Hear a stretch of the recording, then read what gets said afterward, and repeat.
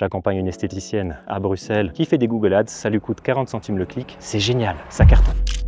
Ça, c'est la vidéo que j'aurais aimé voir il y a 4 ans quand j'ai lancé mon activité et que je ne savais pas comment avoir de nouveaux clients. Et aujourd'hui, en 2026, c'est encore plus compliqué. Tu sais pourquoi? Parce qu'il y a tellement de possibilités et il y a des gars qui te sortent des trucs IA de partout. Fais ci en 2 minutes, fais ci en 3 secondes, fais ci en clignant des yeux et en buvant une bière au bord de la plage. Je vais te donner toute mon expérience au cours de ces 4 dernières années, ce qui a fonctionné le mieux pour moi pour avoir des clients. Je te rappelle que je suis une entreprise locale. Ok, je suis à Bruxelles. La plupart de mes clients, ils sont à Bruxelles ou en tout cas en Belgique. J'en ai quelques-uns en France, en Suisse et au Luxembourg grâce à ces vidéos, mais pour l'instant, c'est pas la majorité de mes clients. Donc moi, une des choses qui a fonctionné le mieux pour moi dès le début, c'est d'avoir du SEO local. C'est quoi le SEO local? C'est d'avoir une fiche Google optimisée pour que quand les gens à Bruxelles cherchent agence web, je suis dans le top 3. Le SEO local, je trouve, est beaucoup moins compliqué que le SEO classique, d'accord? Parce qu'en fait, une bonne partie du SEO local, c'est optimiser ta fiche Google Business. Ma maman de 70 ans peut le faire, donc tu peux y arriver. Une des autres choses qui fonctionne bien et qui est clairement sous-exploitée, c'est les annonces sur Facebook.